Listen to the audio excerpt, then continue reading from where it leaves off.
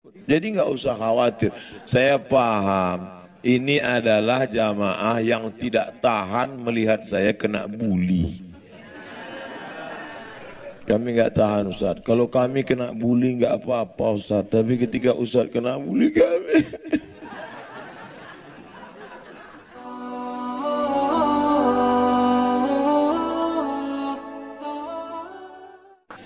Pak Ustadz, nanti 5 tahun ke depan Pak Ustadz tidak usah ikut politik lagi ya. Saya tidak pernah ikut politik. Dengarkan ceramah saya dari A sampai Z. Saya tidak pernah ikut politik. Saya bukan orang partai. Saya tidak pernah menyebut calon. Saya tidak pernah menyebut partai. Dengar baik-baik.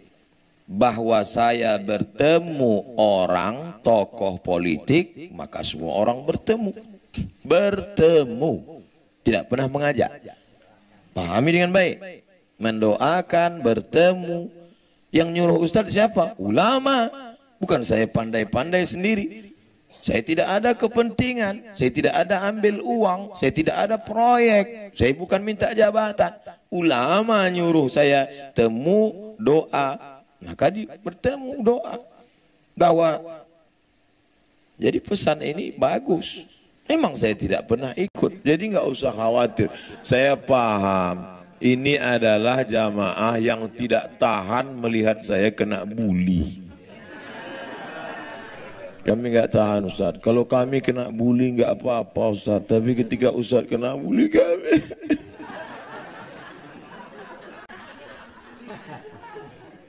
Perlu dipahami bahwa saya bukan politisi praktis.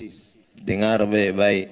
Tidak pernah mengajak, tidak pernah jurkam, tidak pernah jadi apapun.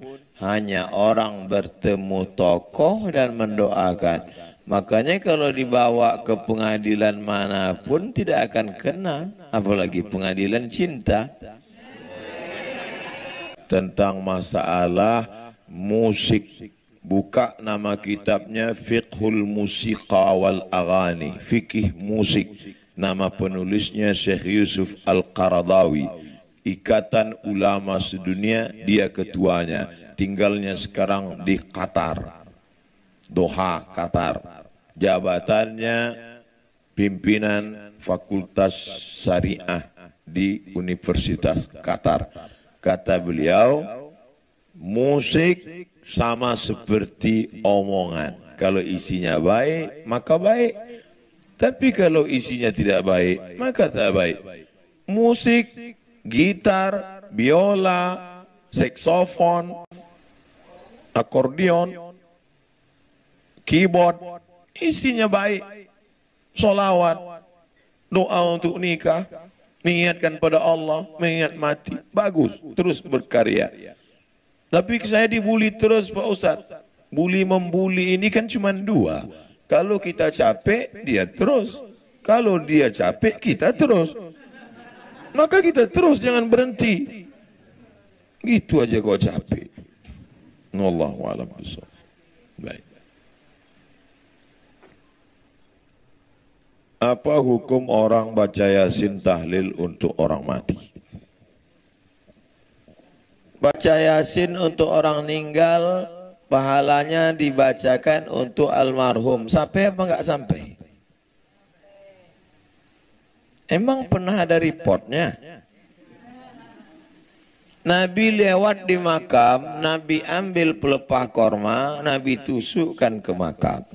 Kata sahabat, untuk apa menusukkan pelepah korma di makam? Kata Nabi, ini pelepah korma bertasbih. Tasbihnya sampai pada orang mati. Kata Imam An-Nawawi, meninggal tahun 676. Nama kitabnya Al-Minhaj Syarah Sahih Muslim Ibnul Hajjaj. Kalau tasbih pelepah korma saja sampai pada orang mati, apalagi bacaan Quran orang beriman. Tasbih pelepah korma aja sampai. Jadi kalau ada orang mengatakan bacaan Yasin Abdul Somad nggak sampai, berarti dia menghina saya lebih hina dari pelepah korma.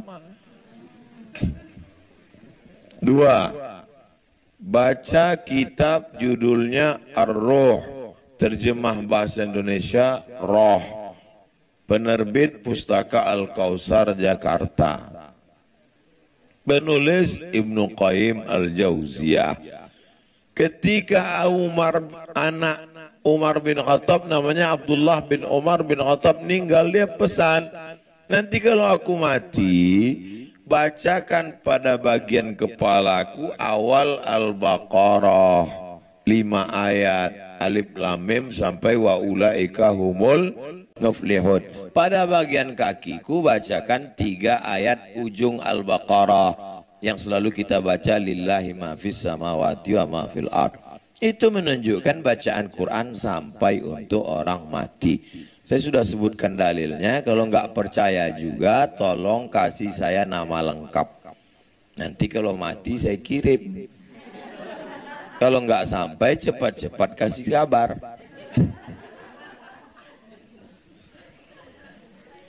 Tahlil la ilaha illallah, la ilaha illallah, la ilaha illallah, itu arti tahlil. Habis itu, ya Allah, sampaikanlah tahlil kami kepada orang meninggal. Apa kata Imam Ibnu Taimiyah? Namanya Ibnu Taimiyah, nama kitabnya Majmu' Fatawa. Man halala sab'ina marratan, siapa yang bertahlil 70 kali, summa ahda sawabahu lil mayyit, kemudian dikirimkan hadiah pahalanya ke mayat, intafa'a bihi, pahalanya sampai. Kurang apa lagi? Ustaz marah nih? Enggak, memang begitu gayanya. Apa syarat kita boleh menjamak sholat?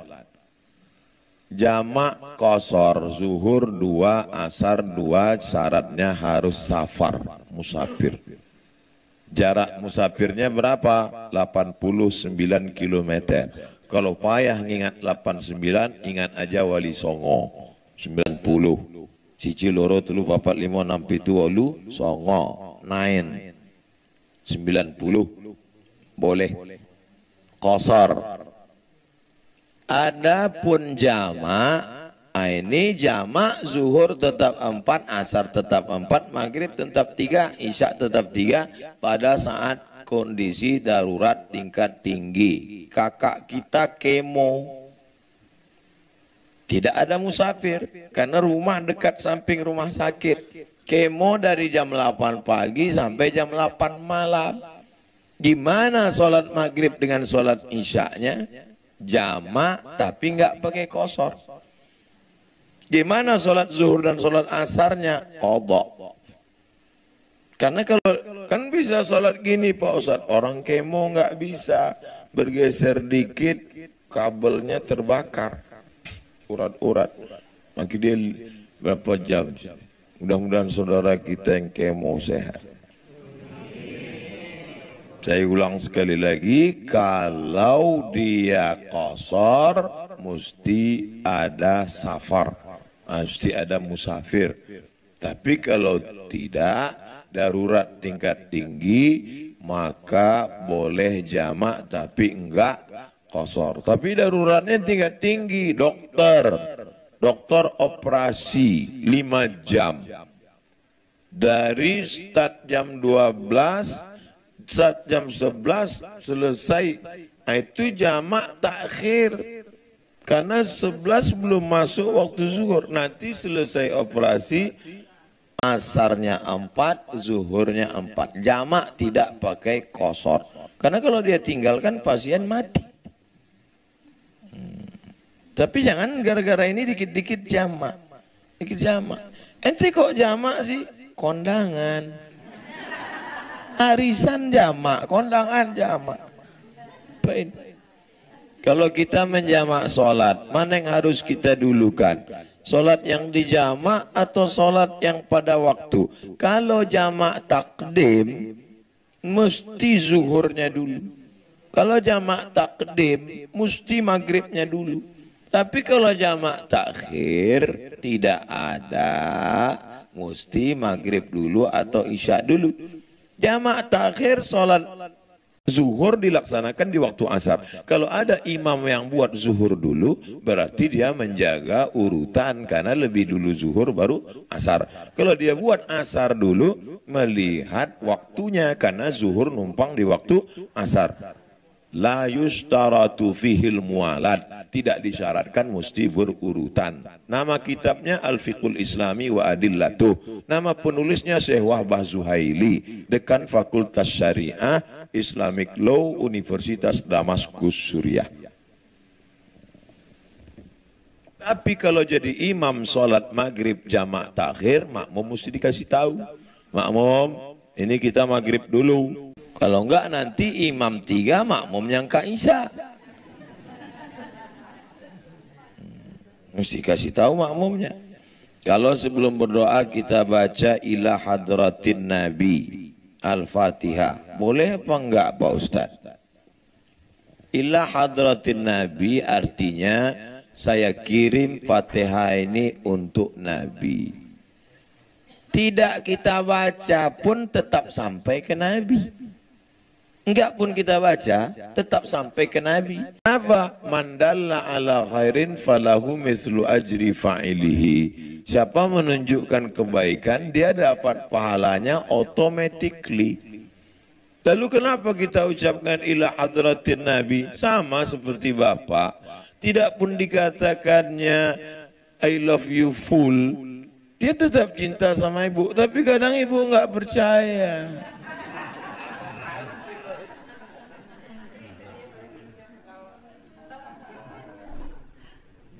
Speak up, kata dia. Mohon doa Pak Ustadz, almarhum Adrian Reskita bin Ajus Hasni meninggal dunia semalam tanggal 5/11. Dan untuk yang lain, saudara-saudara kita, untuk kebaikan-kebaikan, diberikan keberkahan hidup, yang belum bertemu jodoh diberikan jodoh soleh-solehah, yang sudah menikah diberikan anak yang baik-baik. Semoga kita semuanya husnul khatimah. Untuk niat yang baik ini semuanya Al-Fatihah. A'udzubillahi minasyaitonirrajim. Bismillahirrahmanirrahim. Alhamdulillahirabbil alamin arrahmanirrahim maliki yaumiddin. Iyyaka na'budu wa iyyaka nasta'in ihdinas siratal mustaqim. Shiratal ladzina an'amta 'alaihim ghairil maghdubi 'alaihim waladdallin. Amin. Allahumma shfi mardana, sembuhkan saudara kami yang sedang sakit ya Allah. Warham mautana, saudara kami yang sudah meninggal, curahkan rahmat-Mu ya Allah. Allahumma ja'al kuburahum rawdatan min riyadil jinan, jadikan kubur mereka salah satu dari taman-taman surga-Mu ya Allah. Allahumma anzilir rahmata wassalamata wal barakata ala hadhil jamaah. Turunkan keselamatan, kerahmatan, keberkahan kepada seluruh jamaah ini ya Allah. Wa khususan ala sahibi hadzal bait, bil khusus pada sahibul bait yang menjadi tuan rumah kami sebagai tamunya hari ini ya Allah. Allahumma barik lahum fi amwalihim, berikan berkah pada hartanya. Wa barik lahum fi auladihim, berikan berkah pada anak keturunannya. Wa barik lahum fi kulli ma a'taitahum, berikan berkah pada semua rezeki yang Kau titipkan padanya ya Allah. Allahumma wafiqna lima tuhibbuhu wa tardah, berikan taufik-Mu pada kami agar kami dapat beramal dengan amal yang Kau cintai dan Kau ridai ya Allah. Allahumma ja'alna minat tawwabin, jadikan kami orang-orang yang taubat nasuha. Ja'alna minal mutatahhirin, jadikan kami orang yang mensucikan hati dari angkuh dan sombong. Ja'alna min ibadikas salihin, jadikan kami hamba-hambamu yang saleh. Allahumma ja'al abna'ana wa banatina minas salihin was salihat wal hafizina wal hafizat. Jadikan anak-anak keturunan kami menjadi para penghafal Al-Quran. Allahumma rzuqna ziyarata baitikal atiq, berikan kami rezeki yang halal supaya kami bisa berhaji dan berumrah ke Baitullah. Allahumma ja'al akhir kalamina inda intihai ajalina, jadikan akhir kalam kami ketika ajal kami sampai kalimat yang keluar dari mulut kami, la ilaha illallah Muhammadur Rasulullah sallallahu alaihi wasallam. Rabbana atina fid dunya hasanah wa fil akhirati hasanah wa qina adzabannar. Wa sallallahu ala sayyidina wa syafi'ina wa maulana Muhammad wa ala alihi wa sahbihi wasallam walhamdulillahi rabbil alamin. Terima kasih segala perhatian. Mohon maaf segala kesilapan dan kekhilafan. Kita berpisah zahirnya tapi tak pernah berpisah karena kita tetap disatukan dalam doa. Doa untuk Ustaz Somad, terus kirimkan satu saja doa supaya mati husnul khatimah. Jangan sekarang, masih banyak jadwal. Ini langsung pulang ke airport, mudah-mudahan perjalanan diberikan Allah keselamatan. Terima kasih. Wassalamualaikum warahmatullahi wabarakatuh.